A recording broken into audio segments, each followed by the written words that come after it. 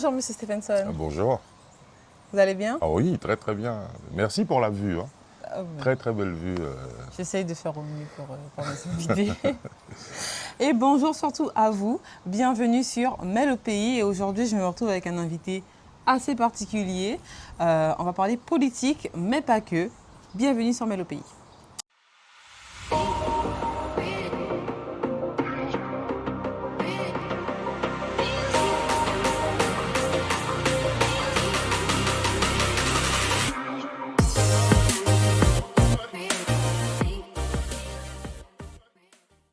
Alors on se tutoie, on se vous voit? On se tutoie, on a l'habitude de le faire. On se tutoie. Donc Rudy Stephenson, vous êtes connu du coup dans le monde institutionnel et politique en Guyane. Vous êtes aussi chef d'entreprise depuis quelques années. Alors on rentre dans une période d'élection. Oui. Et c'est important du coup d'avoir aussi un retour d'une personne qui a à la fois le rôle du coup de votant, mais aussi derrière les hommes politiques. C'est ça. Alors dites-nous tout, qu'est-ce qui est important? Je commence d'emblée sur les élections. Qu'est-ce qui est important surtout quand on est votant, d'aller chercher sur son candidat finalement? Oui, qu'est-ce qu'on peut rechercher d'un candidat? Alors en tant qu'électeur, je crois que ce qui nous importe, je m'inclus dedans évidemment, c'est notre quotidien, notre cadre de vie, puis notre vie quotidienne, allez, pour faire simple.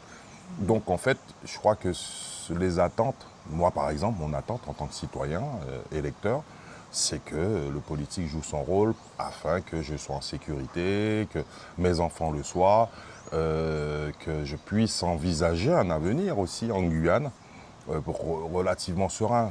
Je crois qu'il me semble que quand même c'est l'attente principale, hein, finalement.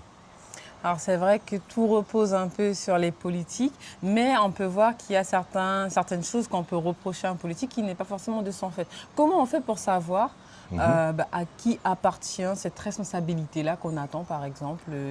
C'est assez compliqué, surtout quand on est jeune. On ne peut pas forcément savoir, on va tout le temps tomber sur la mairie, alors que ce n'est pas forcément sa responsabilité qui est engagée sur ce point-là en particulier. C'est vrai que dans le système institutionnel français, il y a une organisation administrative et institutionnelle relative, bon, alors certains diront complexe, mais en tout cas bien installée depuis des siècles. La République française veut que chaque bloc de compétences se retrouve dans les mains d'institutions précises. Effectivement, il y a, nous, ici en Guyane, une particularité, quand on parle de la collectivité territoriale, c'est tout le bloc de compétences de cette collectivité qui concerne tout le territoire. Ensuite, il y a les communes dont effectivement, on va renouveler les maires le 15 mars, là. Bon, les communes, c'est tout ce qui concerne les compétences, le bloc de compétences communales, le territoire communal.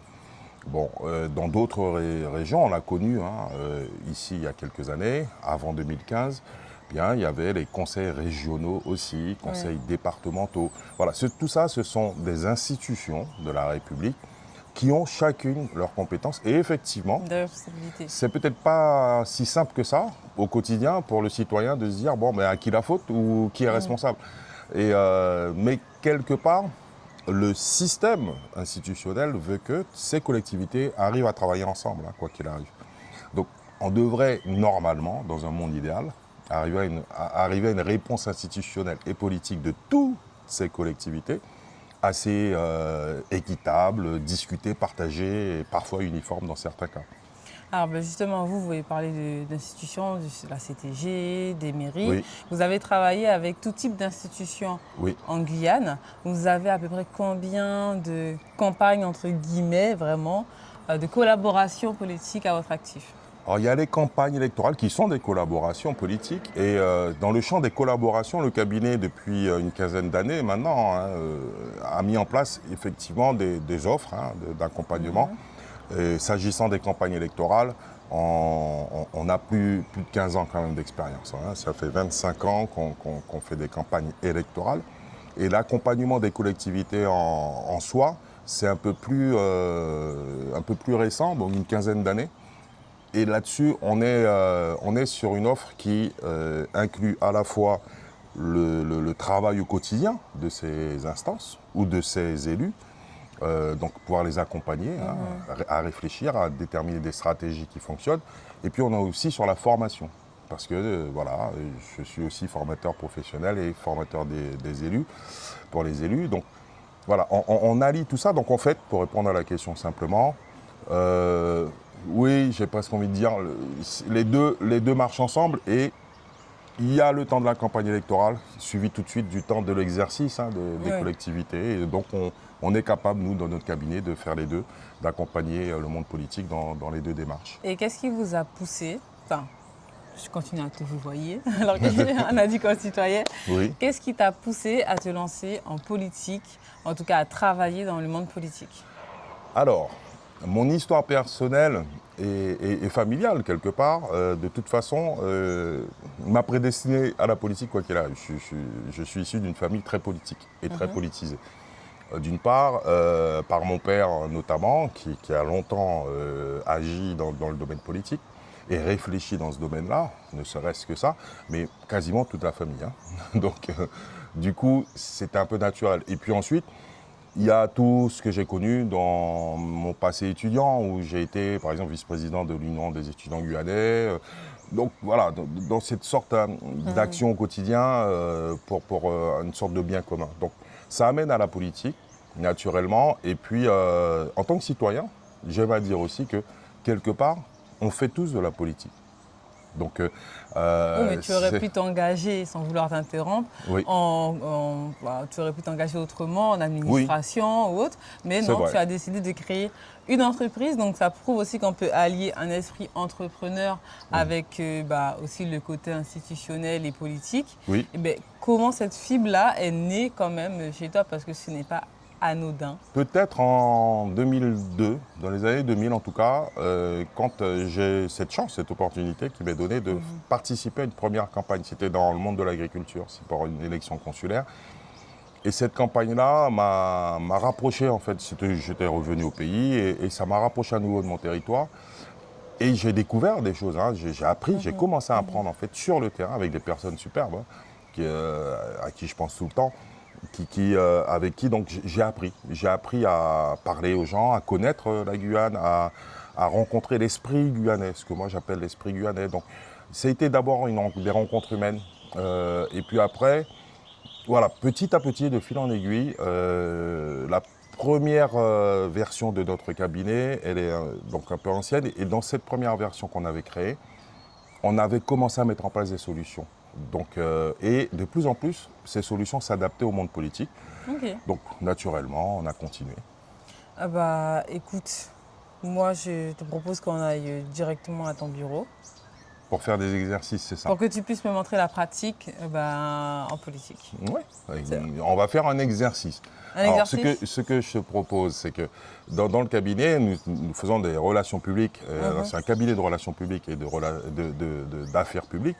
Et dans ce cabinet-là, il y a plusieurs pôles, notamment le pôle, par exemple, médias. Donc dans ce pôle médias, nous sommes deux à travailler dessus.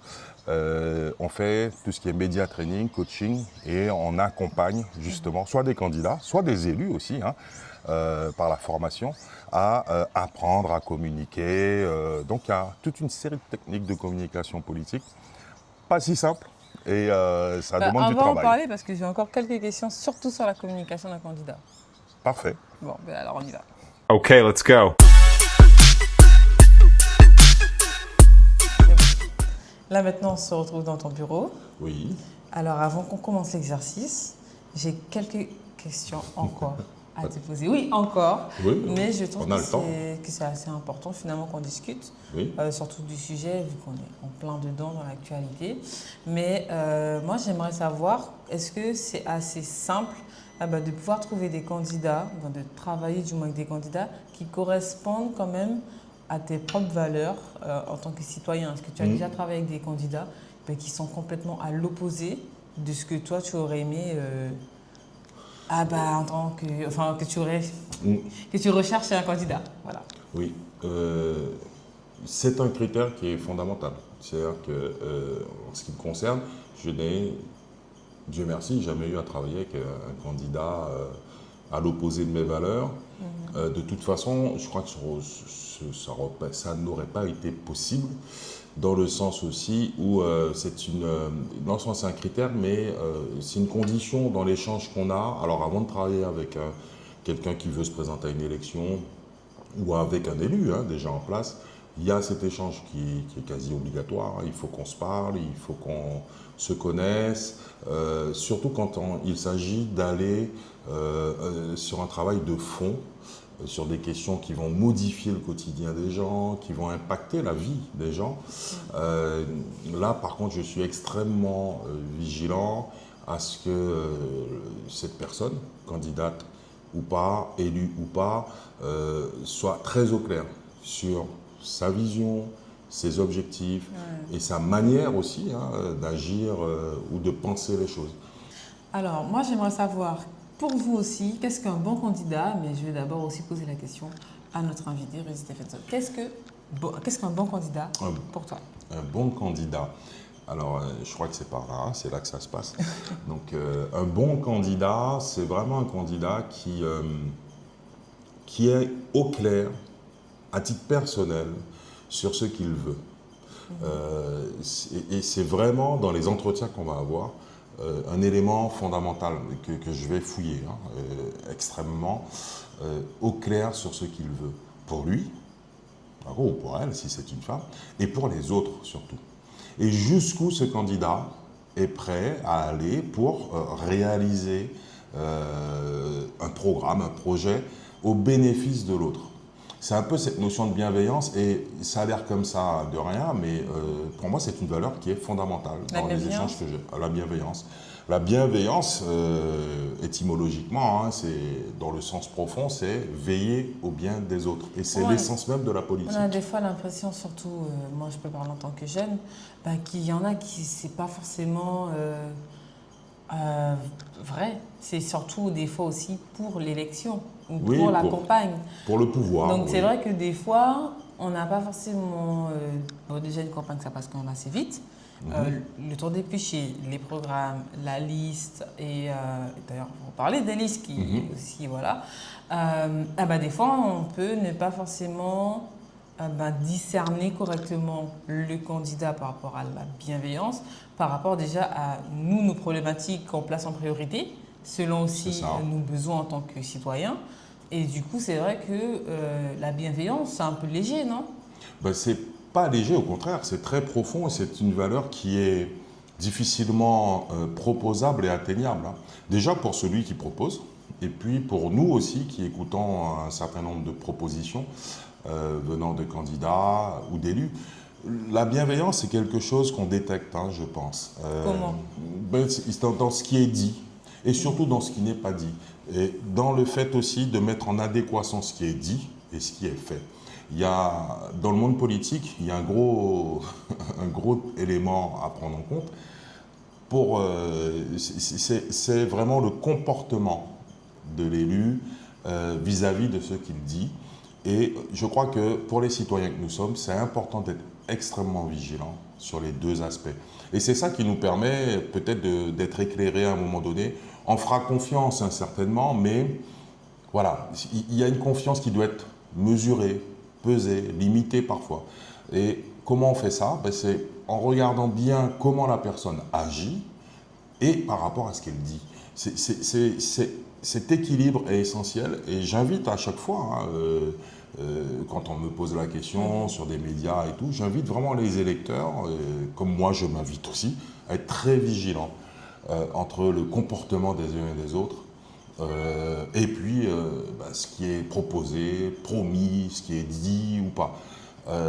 Et souvent aussi, dernier élément, il faut pouvoir regarder ce que la personne a fait. En politique... Oui, mais si la personne c'est un nouveau candidat, on ne peut pas vraiment regarder ce qu'il a fait en politique. Oui, mais il est rare que la personne n'arrive pas à se présenter, même si ce n'est pas dans le domaine politique, ça peut être dans le domaine associatif ou autre. Mais un candidat est censé quand même se présenter à la population et il faut qu'il le fasse clairement. Donc on arrive à entendre l'expérience qui a été vécue et que la personne propose aussi ensuite de mettre en avant. Il y a des personnes qui, dans des campagnes électorales, on voit de tout. Hein. Il y en a qui, tout de suite, apparaissent comme des marchands de tapis. Ça se voit tout de suite. C'est-à-dire que faire des promesses, de réaliser des choses dans des temps records, alors qu'on sait que ça va être matériellement impossible, ça, par exemple, il faut être très vigilant, il faut écouter attentivement. Donc associer aussi l'expérience de cette personne. Quelqu'un qui a déjà réalisé un exploit, de faire un projet en un temps record, on peut se dire pourquoi pas, il a peut-être quelque chose. Donc on peut l'écouter, on va l'observer différemment. Mais c'est très rarement le cas, déjà d'une part. Ouais. Donc en fait, c'est ça. Moi en tout cas, j'appelle souvent, ceux qui m'interpellent, à être tout le temps en fait vigilant. Ne pas se dire ah, il présente bien, il parle bien, ou ah tiens, il promet monts et merveilles, ça a l'air alléchant, sexy. Non, il faut prendre son temps. Ok. Avant qu'on passe à l'exercice, dernière question.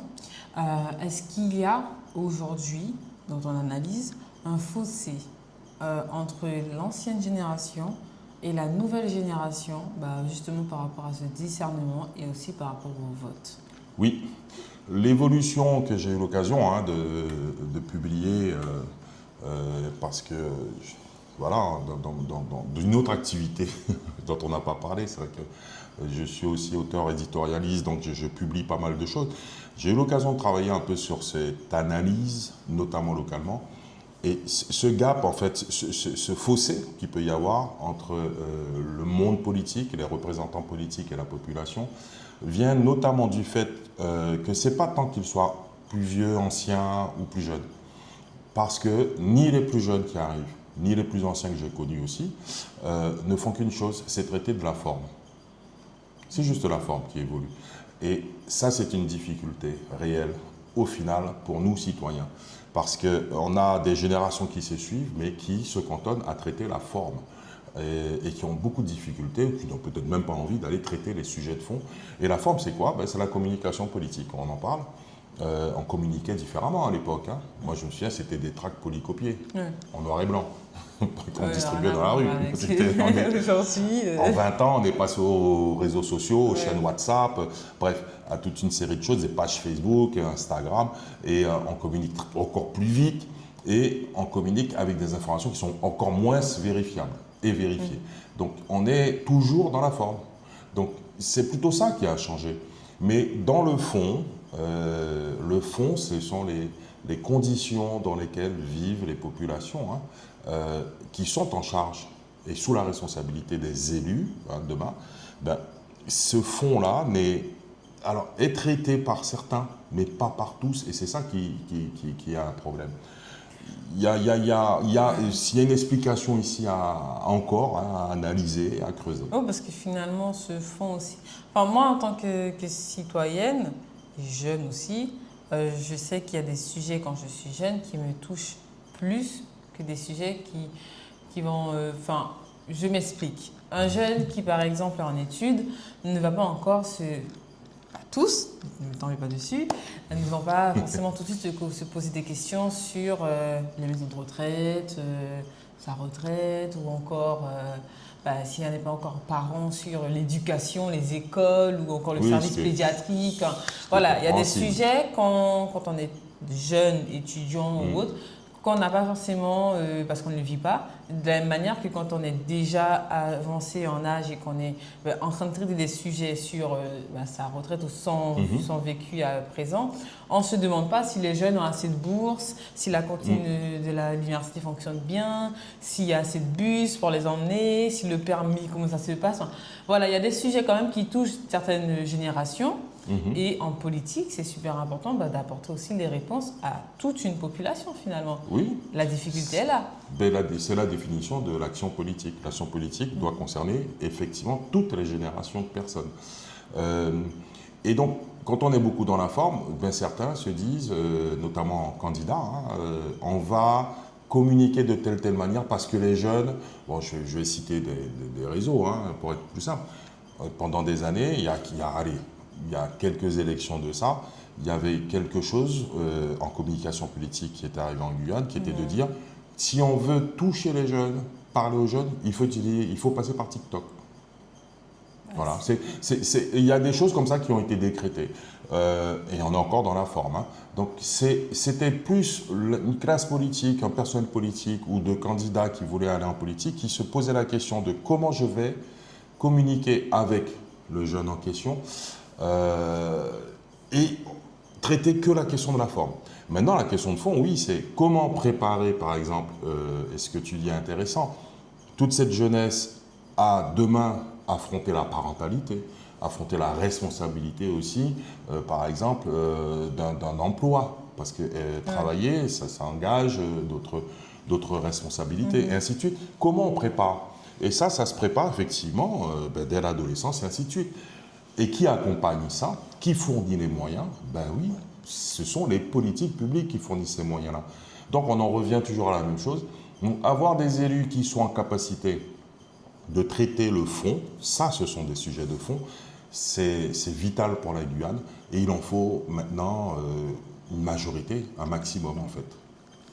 Ah ben maintenant, on passe à l'exercice. Voilà, qu'est-ce que tu m'as préparé pour cet exercice? Alors, c'est un exercice qui relève un plus de ce qu'on appelle communément du média training ou des exercices de communication politique. Tu vas te plonger, Mélissa, dans un format un peu que tu connais bien, télévisuel, et on va inverser les rôles.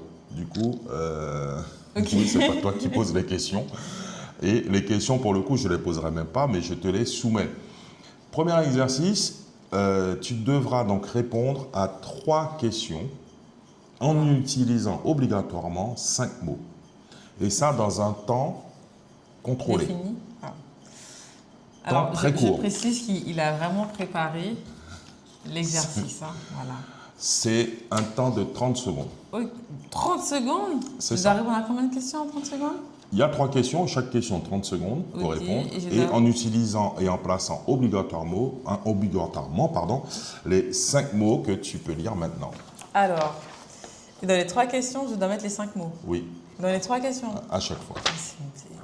Alors, il y a Mayuri, Société guyanaise, Agro-Performance, Kamsa et non. Alors, je n'ai pas honte de dire... je te laisse quelques secondes. Non, mais attends, je n'ai Oui. pas honte de dire qu'il y a certains mots que je ne connais pas. Et je ne peux pas les placer si je ne connais pas. Alors moi, j'aimerais bien savoir... Mayuri. Alors, Mayuri, je sais ce que c'est. Oui.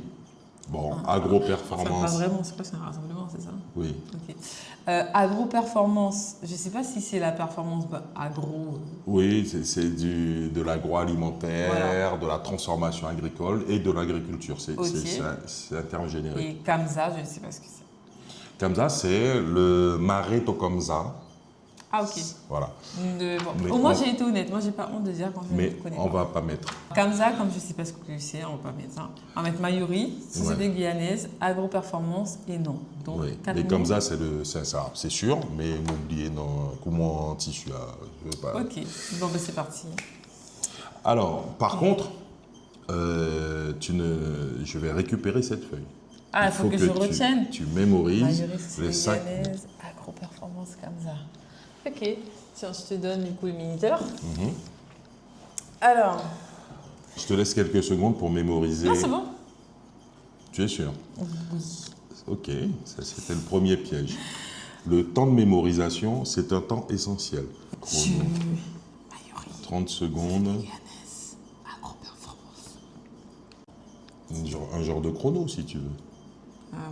Ah ouais, pas bête. Ben oui. Vraiment pas bête. Alors, est-ce que tu es prête? Mayuri, Société guyanaise, Agro-performance, non. Je récupère la feuille. Merci. Et voilà maintenant les 3 questions. Et on enchaîne les questions. Ok, 30 secondes. 30 secondes Est-ce que vous par croyez en moi? question. Moi, je crois en moi. Je pense que je peux réussir. Tu lis la question Alors, et tu as 30 secondes pour y répondre. La première question. La Guyane est une terre spatiale, mais son économie est ultra dépendante. Que ferez-vous pour changer cela? Donc, il faut placer les 5 mots. Alors, dans un premier temps, effectivement, la Guyane est une terre spatiale et son économie est ultra dépendante. Moi, ce que je vais faire pour changer cela, c'est accroître par des Mayuri, justement, autour de l'agro-performance. Et non, bien sûr, je ne vais pas faire en sorte que la société guyanaise puisse perdre son évolution? Top. Sur cette première question, il te manque un mot. Non, on a dit qu'on n'utilisait pas comme ça. Si, on utilise comme ça. Mais non, on a dit. Je vais reprendre la partie. On a dit qu'on n'utilisait pas comme ça. Si, on utilise comme ça. Donc, c'est pas mal. On avait dit non. C'est pour ça que je n'ai pas utilisé. Donc, c'est 4 points sur 5 pour cette première question. Bah, on avait dit qu'on n'utilisait pas comme ça. Ça commence, vous voyez. Bon, c'est pas grave. Ok. Alors, pour la deuxième question, c'est parti. Attends, non, je lis d'abord la question. Je peux Oui, pas... oui, bien sûr, bien sûr. Je vais déjà Pas de stress. On y va. Alors, quels seront les moyens pour réaliser votre action? Top. Alors, les moyens que je vais utiliser, c'est accroître, du coup, comme je disais, la société guyanaise par aussi de ses traditions, avec par exemple le Kamza pour certaines de cultures. Bien sûr, utiliser l'agro-performance dans tous les secteurs qu'on a en Guyane, qui aussi nécessitent une évolution. Et aussi un moyen qui est assez utile en Guyane, les maillots-riz. Voilà. Bon, moins de 30 secondes, c'est pas mal. J'ai entendu société guyanaise, j'ai entendu Mayuri, j'ai pas entendu. Ah, je whippine tout là. Il manque un mot. Mais il me manque des secondes. Il manque 4 secondes. Voilà. Alors, un peu moins de 4 secondes, mais c'est trop tard. Non, c'est pas trop tard. C'est le mot non qui manquait. J'ai pas 10 points, 4 secondes, non. Même mes 4 secondes. On y va. Même les 4 secondes. C'est un client un peu difficile, j'avoue. Même les 4 secondes. Et non. Voilà. Ça y est, c'est tout. Il y a une troisième question. Alors, l'autonomie de la Guyane, ce sera pour quand selon vous? Top. L'autonomie de la Guyane, ce sera pour maintenant. Déjà, on va commencer par des maillots-riz autour de l'agro-performance.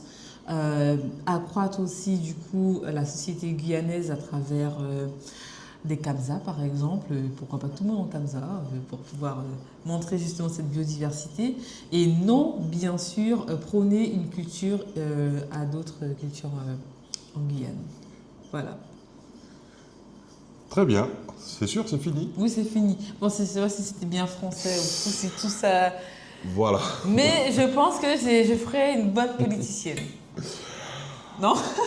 Il faudra d'autres exercices pour vérifier tout ça. Mais en soi, quand même. Comment tu as trouvé l'exercice? J'ai trouvé l'exercice assez quand même dynamique, mais un peu compliqué quand même, honnêtement, parce que j'ai pas pu vraiment comprendre ce que je disais. Et ça, c'est un peu gênant, parce que du coup, je dis pour dire, mais je ne le pense pas profondément. Donc, ce que j'ai dit, je ne le pensais pas. Je l'ai fait dans le sens de l'exercice pour pouvoir essayer de placer les mots, mais je n'ai pas forcément dit des choses ni que je pensais, ni que je n'ai pas réfléchi. Voilà, c'est sorti. Ce genre d'exercice, en fait, a deux objectifs. Là, on peut travailler avec ce genre d'exercice sur le fond, mais tout comme sur la forme.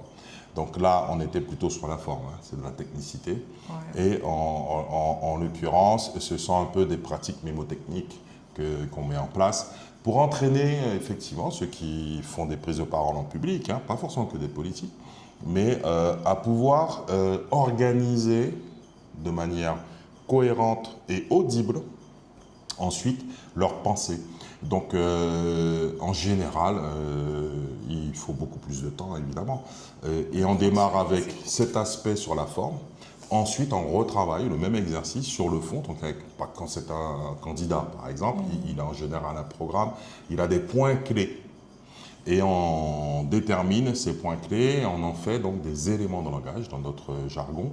Et voilà, ces éléments de langage clés doivent être mémorisés, en fait, pour pouvoir être le plus clair possible à chaque fois qu'une question arrive. Mais ça doit être quand même très stressant d'être en politique et de devoir parler aussi devant des personnes et donner aussi son avis. Je trouve quand même, enfin non, je trouve pas que je suis pas là pour donner mon avis, je suis là pour poser des questions. Donc ok, on va couper, on va passer. Bon, maintenant qu'on a fait cet exercice, avant qu'on se quitte, moi j'aimerais bien que tu nous racontes une anecdote qui t'a marqué, mais une anecdote vraiment qui va vraiment nous marquer, nous aussi, du coup. Alors, j'hésite parce que j'ai une foultitude d'anecdotes très rigolotes, hein. Des super moments passés, surtout sur le terrain, parce que j'ai eu cette chance dans ma carrière, la carrière que j'ai pu faire, d'aller partout en fait en Guyane. C'est waouh, quoi. Je ne sais pas trop comment le traduire, et plusieurs fois, donc voilà, j'ai cette chance-là, et du coup, à chaque endroit que j'ai pu visiter, j'ai énormément d'anecdotes. Maintenant, allant en chercher une, je crois que c'est rare, hein, on m'a peut-être jamais posé cette question. J'ai des anecdotes moins rigolotes qui m'ont beaucoup marqué et fait comprendre un certain nombre de sujets, de profondeur aussi de ces sujets-là.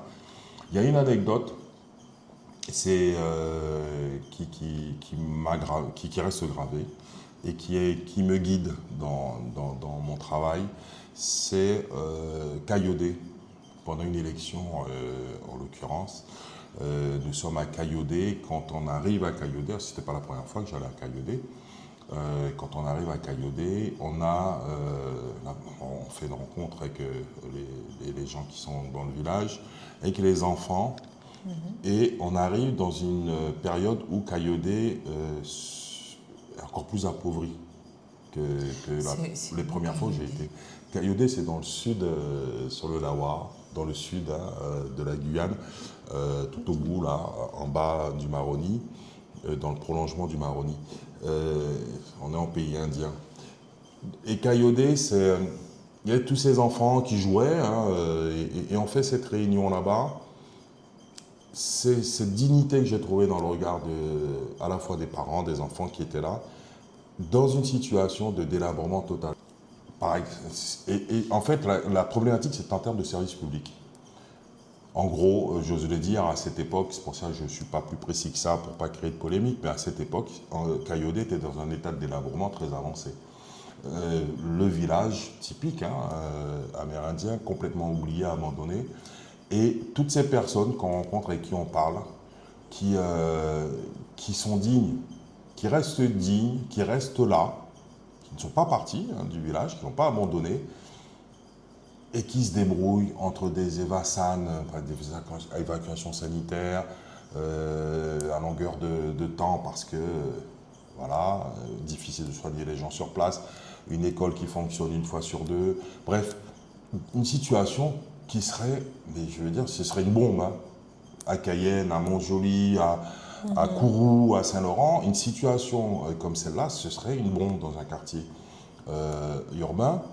Ben là-bas, des personnes comme ça complètement oubliées. Et ça m'a marqué parce que, et je l'oublierai jamais, que la Guyane, ben oui, il y a des villes, il y a de l'urbain, il y a tout ce qu'on connaît, hein, sur le littoral, et puis il y a nos villages.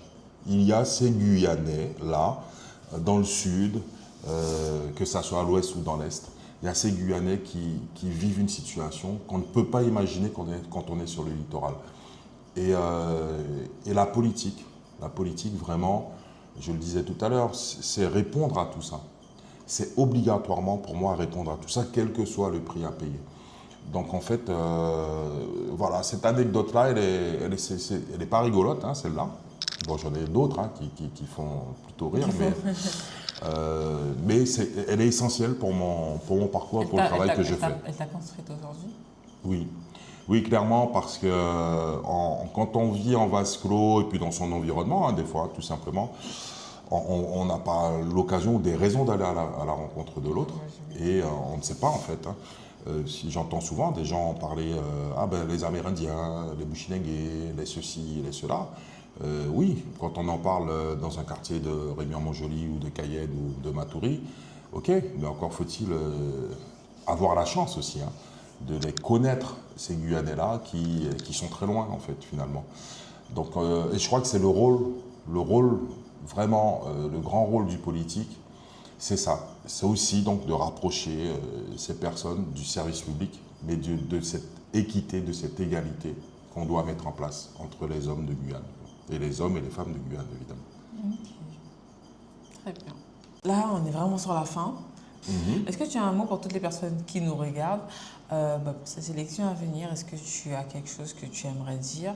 Un conseil aussi à donner aux personnes qui souhaitent se lancer aussi en politique, Voilà, cette jeune génération qui a soif aussi de contribuer à à son territoire et aussi aux citoyens qui vont voter, qui vont devoir aussi accomplir leur devoir de citoyen en mars. Et tu m'autorises 2 mots peut-être à ce Oui. moment-là, pour conclure. 2 mots que je porte et que je répète très souvent. C'est bienveillance, on en a parlé aujourd'hui, et authenticité. Alors, nous, citoyens, je m'inclus dedans évidemment, la bienveillance et l'authenticité, j'invite vraiment les uns et les autres d'observer attentivement si on peut trouver dans les discours, dans les propositions, dans les projets qu'on nous propose, cette bienveillance et cette authenticité. Et pour les candidats, eh bien qu'ils se débrouillent à oser vraiment prendre la responsabilité de porter cette valeur de bienveillance et cette authenticité. Parce que oui, gagner le pouvoir, c'est une chose, mais le pouvoir, en fait, il ne sert qu'à une seule finalité, c'est faire le bien des autres, en étant vrai, en étant sans mentir, en étant vrai. Donc là-dessus, c'est très personnel, l'occasion m'est donnée, merci Mélissa, de le dire. Ce sont 2 mots qui sont fondamentaux pour moi, au niveau politique et pour la guerre de demain. On espère en tout cas que ces élections vont bien se passer. Merci beaucoup d'avoir dit ces 2 mots, d'avoir été toi-même aussi dans cette interview, pour l'exercice qui m'a permis de me mettre un peu à la place d'un candidat. Et forcément, moi je vous dis à demain pour le prochain épisode. Et surtout de rester connecté et surtout d'aller voter. Voilà. Merci. Merci. Vous étiez avec Mets le pays sur TéléPays.